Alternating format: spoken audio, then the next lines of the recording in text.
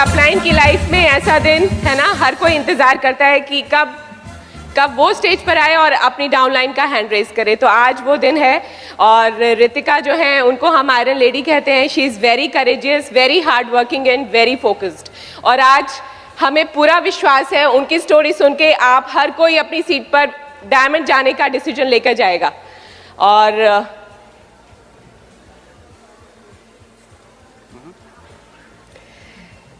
Ritika Roy, brand new diamond. Wow, congratulations. The highest reward for man's dedication to excellence is not what one gets from it, but what he or she becomes through it. Bill Britt. We are proud of your accomplishments and we love you. Bill and Peggy Britt, Free Enterprise Day Celebration 2019.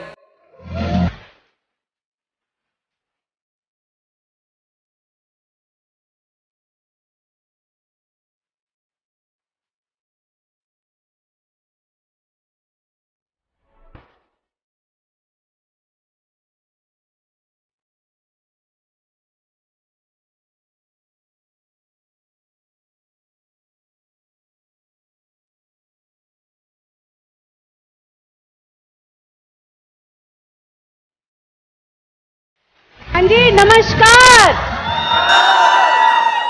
बस ये आगे वालों के लिए नमस्कार था। Good morning to everybody. ये flag मेरा नहीं है, ये आपका है। Good morning. एक बार गुड मॉर्निंग ऐसे बोलिए कि ये फ्लैग आपको मिला है। Good morning. यस, ये तो हम रिप्रेजेंट कर रहे हैं। ये फ्लैग तो हर किसी के लिए है। नमस्कार, मेरा नाम रितिका है और अगर मैं अपने बारे में बात करूं तो बचपन से बहुत ज़्यादा एम्बिशियस थी मैं। शुरू से मुझे लगता था कि मैं कुछ कर सकती हूं। और अगर मैं बात करूं अपनी, तो मेरे फादर ने एक बार मुझे बोला कि देखो उसका जो बच्चा है ना वो कितना अच्छा करता है, इसको स्कॉलरशिप मिलती है, तुम क्या कर रही हो? मैंने कहा बस अगर मैं ये दिला दूँ तो खुश हो जाओगे? बोले हाँ। मैंने कहा ठीक है। और मैंने थ्रू आउट स्कॉलरशिप से पढ़ाई करी, just to make my father happy. अगर मैं अपनी और बात करूं तो मैं दिल्ली टॉपर हूं NIIT से। अगर मैं अपनी बात करूं तो मैंने 8 साल का डिप्लोमा किया हुआ है कथक में और I am a national winner. और मैं बैडमिंटन की भी नेशनल विनर हूं। और अगर मैं बात करूं, मैंने इंग्लिश ऑनर्स किया हुआ है। और ये सारी चीज़ें मैं कर रही थी क्योंकि मुझे ये लगता था कि जितना ज़्यादा चीज़ें मैं कर लूँगी तो मेरे को बहुत अच्छा जॉब मिल जाएगा, बहुत कुछ मैं आगे कर पाऊँगी।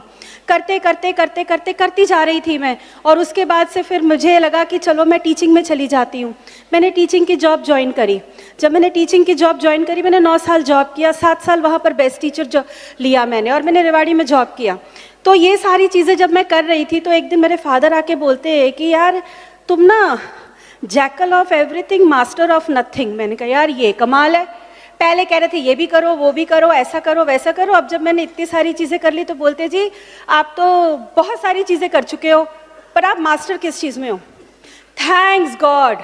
तो सबसे पहले मैं ईश्वर को थैंक्स करूँगी क्योंकि बिजनेस अपॉर्चुनिटीज़ सबके पास आती है, बट ईश्वर यहाँ बैठे जितने भी लोग हैं और मेरे जैसे लोगों के ऊपर एक ब्लेसिंग करता है, एक ऐसे हाथ रख के बोलता है कि ये तुम्हारा मौका है, तथास्तु, और जाओ इस बिज़नेस में आगे बढ़ जाओ। तो ये आपके साथ भी हो सकता है। अगर मैं बात करूँ ईश्वर के बाद, तो जिनके कारण मैं यहाँ खड़ी हूँ, मेरे माँ बाप, मेरे माता पिता, वो नहीं लाते इस दुनिया में तो मैं आपके सामने थोड़ी खड़े होकर बात कर सकती थी। सो मैंने अपने पेरेंट्स से बहुत कुछ सीखा। मेरे father he is a CA, मेरी मदर जो हैं वो भी बिज़नेस करती थी। और अगर मैं उनकी बात करूं तो मेरे फादर से मैंने हार्ड वर्क सीखा है।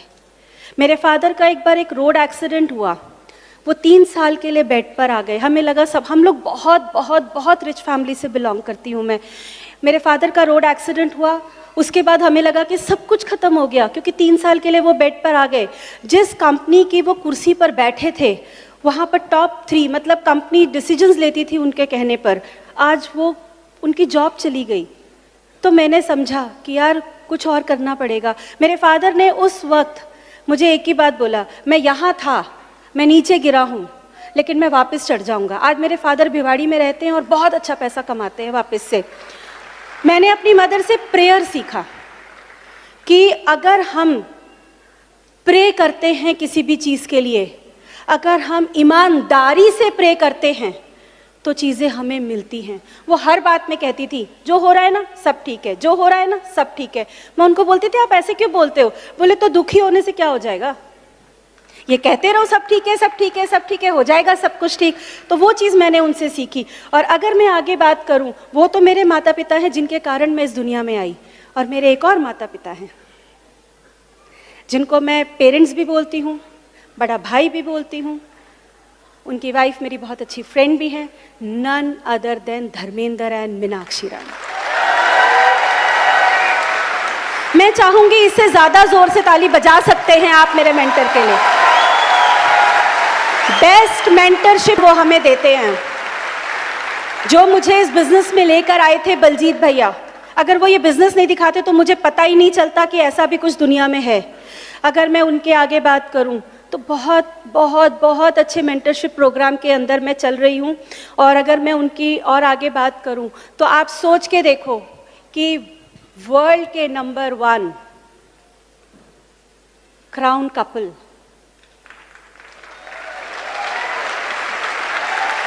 Doctor uncle and aunty बड़ैच uncle, मतलब मैं सच बताऊं, वो शायद ना उनकी आंखों में देखो तो वो इतने सोलफुल लोग हैं कि हम जैसे लोगों को खड़ा कर देते हैं। वरना मैं एक सिंपल बंदी आ गई इस बिजनेस में, बट ये नहीं पता था कि क्या होगा।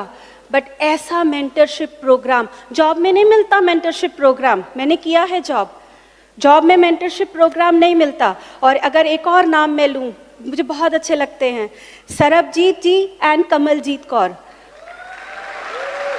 मतलब भैया का जब भी फ़ोन आ जाए ना मेरे पास में, मुझे बहुत अच्छा लगता है क्योंकि वो बड़े प्यार से बात करते हैं। आप सब लोग उनको गोल्डी भैया भी बोलते हैं। अगर मैं और आगे बात करूं, मतलब आपको पता है जब मैं जॉब में थी ना तो मुझे बार बार एक चीज़ कहा गया, और मेहनत करोगी ना तो आगे बढ़ जाओगी, और मेहनत करोगी ना तो आगे बढ़ जाओगी। तो मेरे को एक फॉर्मूला समझ में आया था कि अगर मैं ये करूँगी ना तो मैं जॉब में आगे बढ़ जाऊँगी। तो वो फॉर्मूला क्या था कि आप हार्डवर्क करो, क्वालिफिकेशन बढ़ा लो, बहुत सारा टाइम लगा लो, छोटा मोटा बैंक बैलेंस तो मिल ही जाएगा।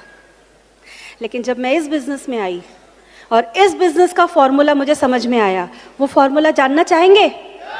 वो फॉर्मूला था हार्डवर्क करो, एक सही और राइट एंड सच्चा प्लानिंग करो, एंड शिद्दत से उस सक्सेस के लिए प्रे करो।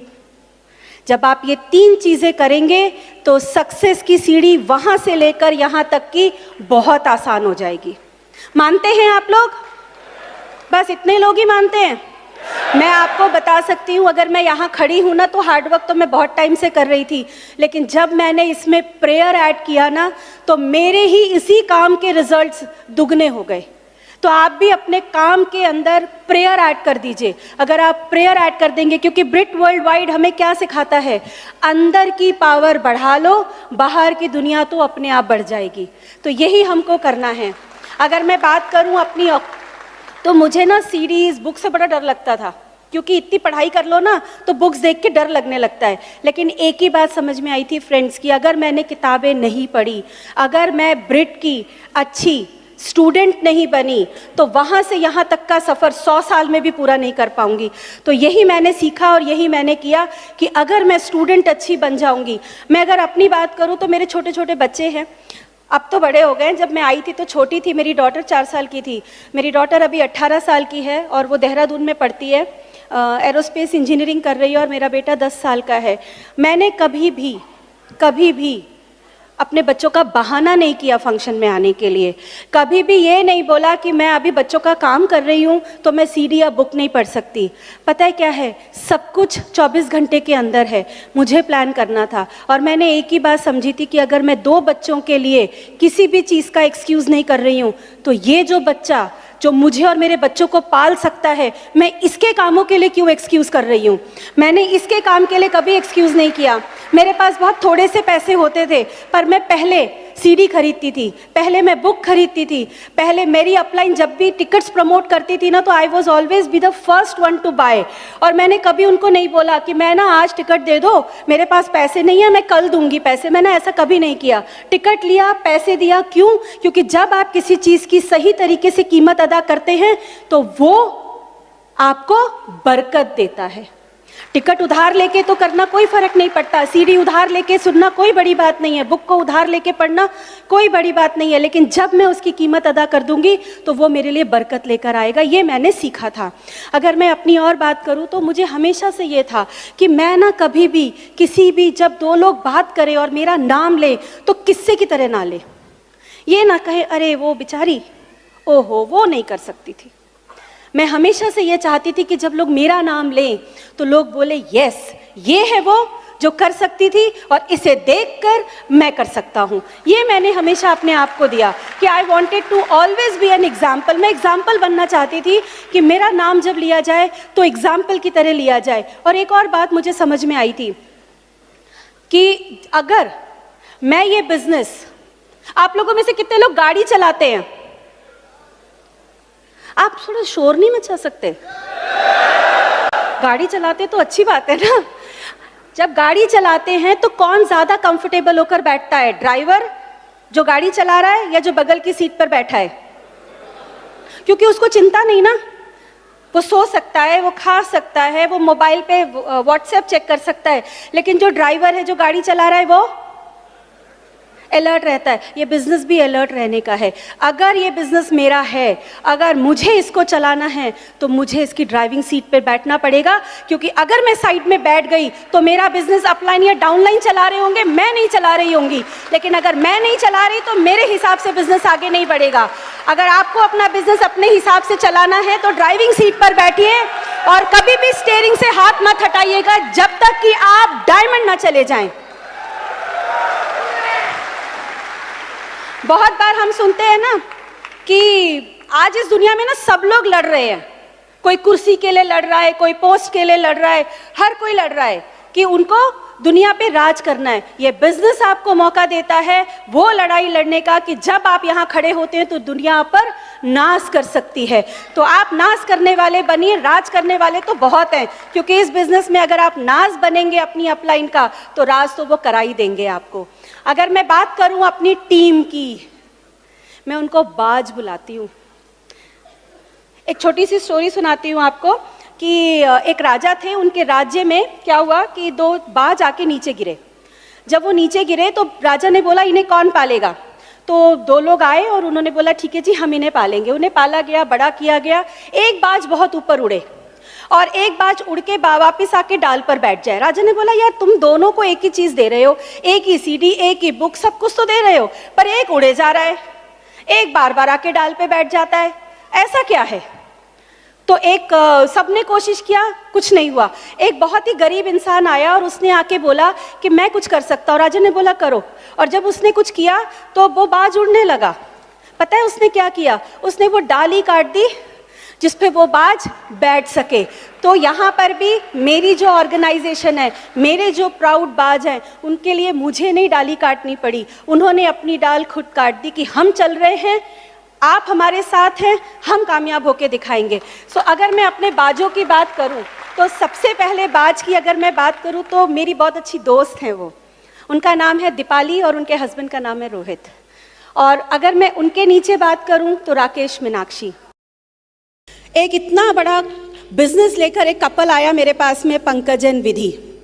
सोचो कई बार हम बोलते हैं ना कि मेरी तो बुरे पास तो टाइम नहीं है, मैं कर नहीं सकता।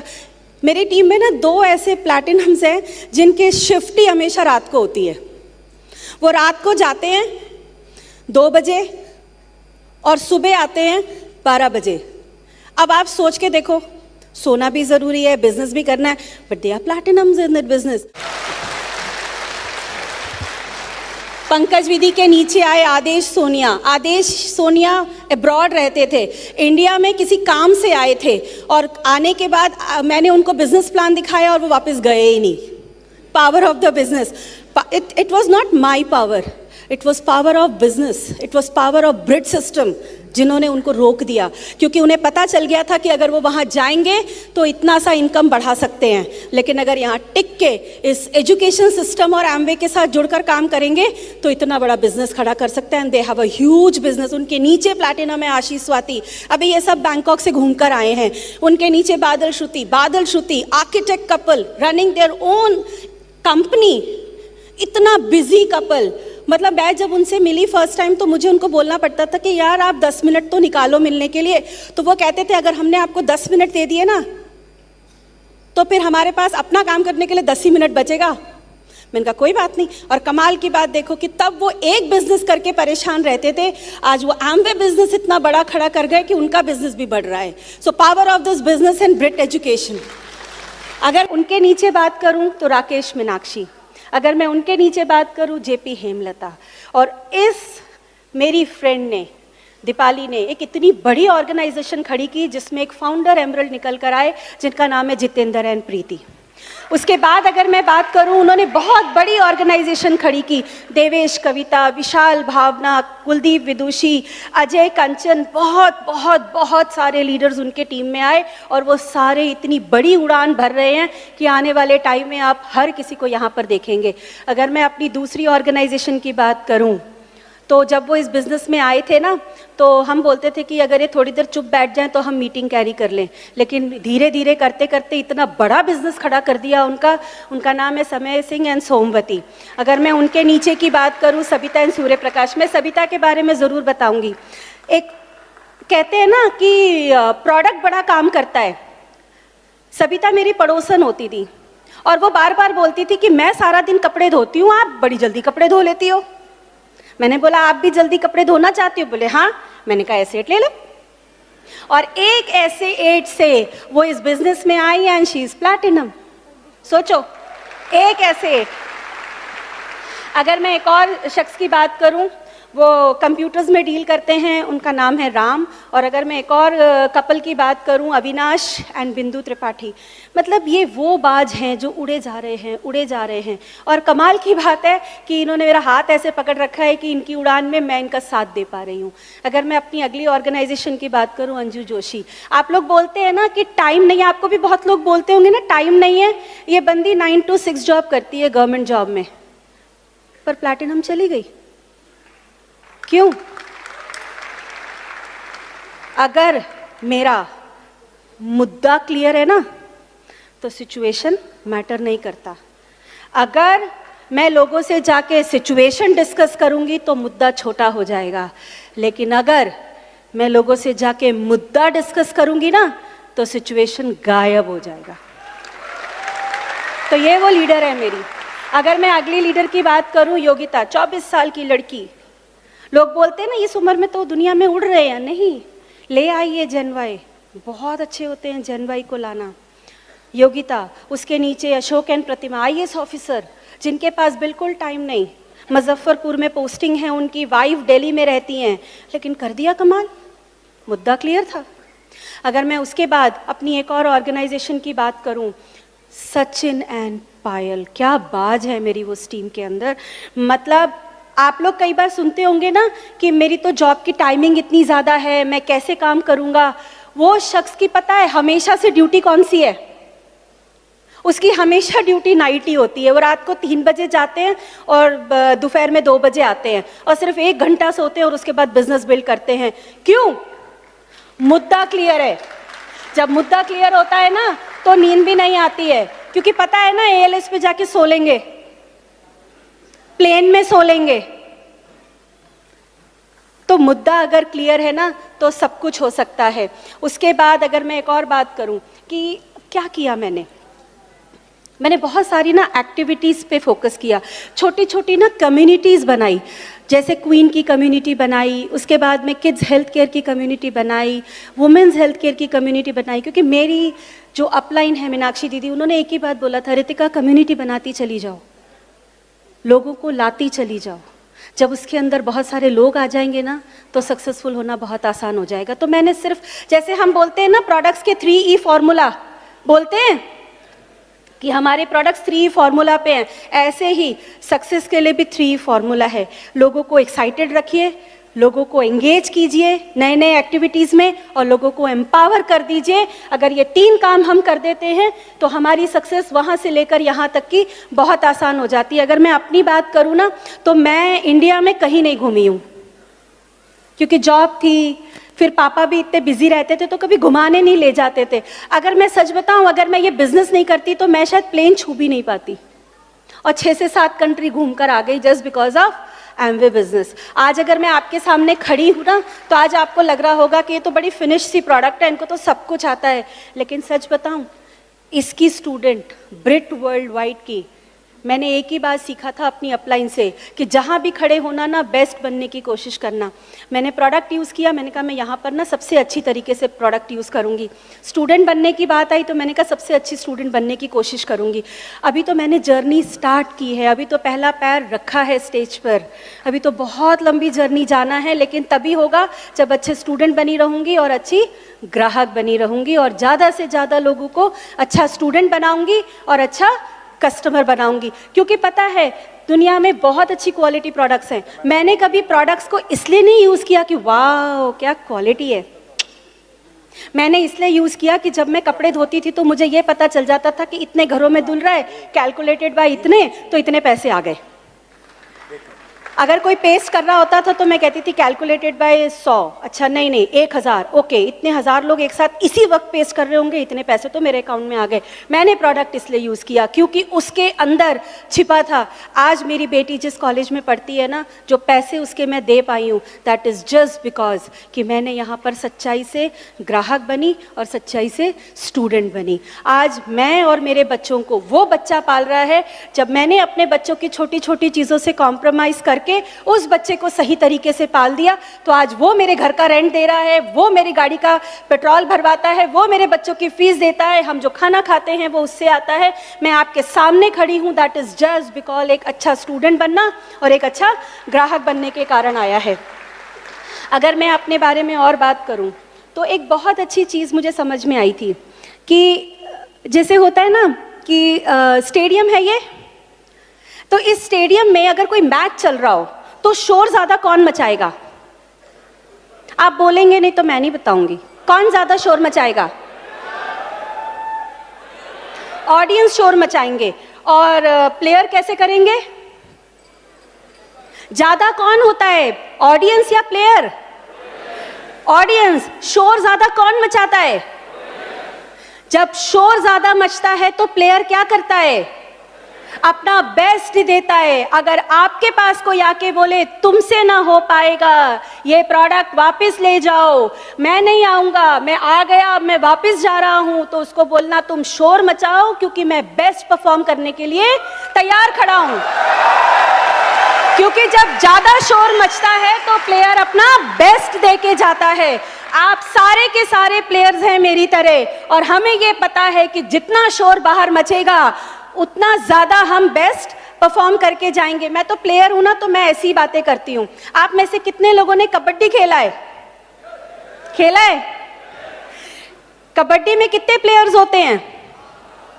7 होते हैं। इस तरफ 7 खड़े थे और इस तरफ 7 खड़े थे। मैं हमेशा एमवे के जो रिवॉर्ड्स हैं ना, उनको कलर्स की तरह देखती हूं। 7 रिवॉर्ड हैं। रेनबो में कितने कलर्स हैं? 7 कलर्स हैं। आप में से कोई गारंटी से बोल सकता है कि मैं एक कलर एक बार में देख सकता हूं? आप जब देखोगे आपको 7 दिखेंगे। मैंने एमवे के रेनबो के कलर में से एक कलर चुना जो था हेल्थ। और जब मैं इस बिजनेस के अंदर आई थी तो मेरे पास गाड़ी नहीं थी, बैंक बैलेंस नहीं था, रोज बॉस की गालियां खाते थे, बच्चों की सेहत खराब थी, छोटे से एक कमरे में जिसमें किचन भी नहीं होता था उसमें रहती थी। तो यहाँ पर जो मेरे 7 खिलाड़ी खड़े थे वो मेरी सिचुएशंस थे और वो मुझे आगे नहीं बढ़ने दे रहे थे। मैंने एक स्मार्ट काम किया, आप भी कर सकते हैं। मैं इस तरफ खड़ी हुई और मैंने एक ही काम किया, मैंने यहाँ से चलना शुरू किया और बोलना शुरू किया, show the plan demo, show the plan demo, show the plan demo, show the plan demo. मैं हेल्थ लेके चली थी, आज आपके सामने खड़ी हूँ और ये सारी सिचुएशन धीरे धीरे सीढ़ियों से नीचे उतरकर इस हॉल में से भी गायब हो गई। कर सकते हैं ऐसा आप? मैं कोई स्पेशल नहीं हूँ, बस मैंने एक ही काम किया। क्या बताया था मैंने? हार्ड वर्क किया, प्लानिंग किया, प्रेयर किया। मेरी अपलाइन ने बोला गोल्डन डायरी लिखो, पूरे घर में लिख के लगाओ, सारा दिन बोलो। मैं जब गाड़ी चलाती थी और बोलती रहती थी ना थैंक यू गॉड, तो बगल वाली गाड़ी वाले ऐसे देखते थे, पागल है क्या? और मैं उसको बोलती थी तुमको बोलना है ये बात? इतने गट्स रखने पड़ते हैं। सिचुएशन सबकी लाइफ में है, बहुत सारे हैं, उसको लेकर बैठा भी जा सकता है और उसी को मुद्दा बनाकर वहाँ से यहाँ भी आया जा सकता है। मैंने वही किया और मैं अभी अपने बहुत ही प्यारे प्यारे दो बच्चों से आपको मिलवाती हूँ, तनिष्का रॉय एंड ऋत्विक रॉय से।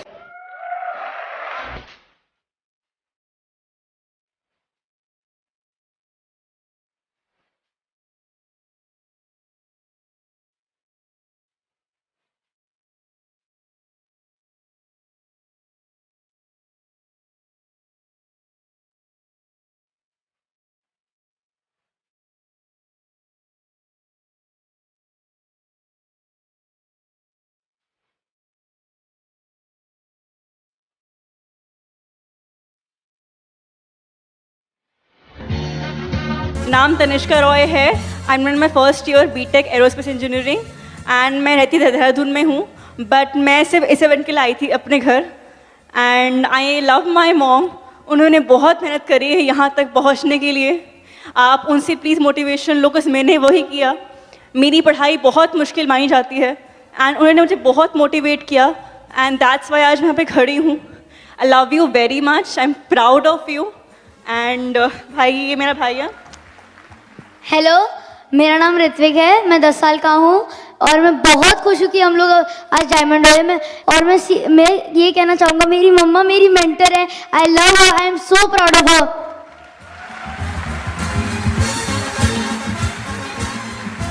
मैं अगर अपनी डॉटर का एग्जाम्पल दूँ तो जब अभी ये 12th का बोर्ड दे रही थी ना जिस वक्त, तो मैंने इसको एक ही बात बोला। मैंने कहा देखो तुम्हारा भी बोर्ड एग्जाम्स है, मेरा भी बोर्ड एग्जाम्स है।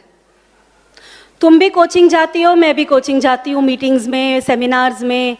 तो मैंने कहा देख भाई, तू अपनी कोचिंग पे फोकस कर, मैं अपनी कोचिंग पे फोकस करूँगी। एंड कमाल की बात देखो कि हम दोनों ने अपनी अपनी कोचिंग पे फोकस किया and she got 92% in 12th। और मैं आपके सामने खड़ी हूँ। जिस कॉलेज में ये पढ़ती है वहाँ इसको 50% स्कॉलरशिप मिला। That is just because of Brit education. ये मेरे बच्चे ना सच में ब्रिट और एमवे का कॉम्बिनेशन है। आपके सामने ये खड़ी है, प्यारी लग रही है। आप सोच के देखिए, जब ये 4 साल की थी ना तो ये बोल नहीं सकती थी, चल नहीं सकती थी। डॉक्टर्स ने कहा था ये 12 साल तक जिएगी। She is in front of you. Thanks बोलिएगा अगर आपको ये मौका मिला है एमवे और ब्रिट का।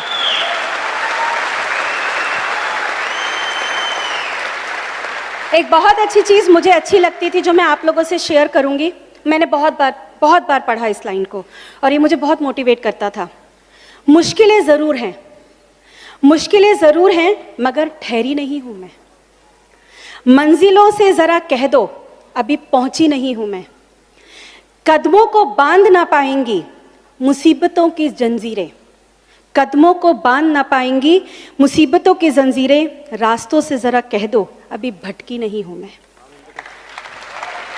सब्र का बांध टूटेगा तो फना करके रख दूंगी। दुश्मन से ज़रा कह दो अभी गर्जी नहीं हूं मैं। दिल में छुपा के रखी है लड़कपन की चाहतें। दोस्तों से ज़रा कह दो अभी बदली नहीं हूं मैं। साथ चलता है दुआओं का काफिला। आपकी अपलाइन, आपका ब्रिट सिस्टम, सब आपको दुआ देते हैं, आपके पेरेंट्स। साथ चलता है दुआओं का काफिला। किस्मत से ज़रा कह दो अभी तन्हा नहीं हूं मैं। आप अकेले नहीं हो, आपके साथ सिस्टम है, आपके साथ एमवे है, आपके साथ अपलाइन है, आपके साथ डाउनलाइन है।